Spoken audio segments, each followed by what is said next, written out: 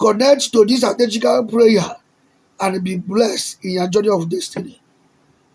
There is this wise word that says, the blacksmith that does not know how to make a gong should look at the tail of the kite.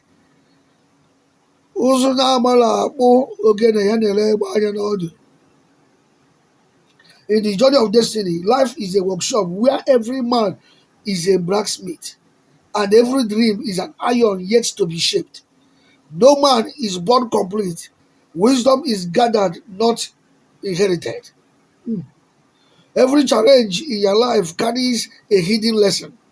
When your hands seems weak, your plans unclear, and your results delayed, it is not the end. It is the time to look up, study, and learn anew. Child of God, I'm talking to you. The kite flies higher than the blacksmith can reach. Yet each tail carries the design that can reshape his destiny. Why not learn from those above you and observe what works around you? For wisdom flows from every direction. Listen, yes, you. I'm talking to you as a prophet of God, appointed and anointed. Do not let pride limit your progress. For one who learns from life becomes a master of destiny. And he who opens his eyes to learn will never remain in darkness. The blacksmith may have fire and hammer, but without divine inspiration, his works will remain ordinary. Know this.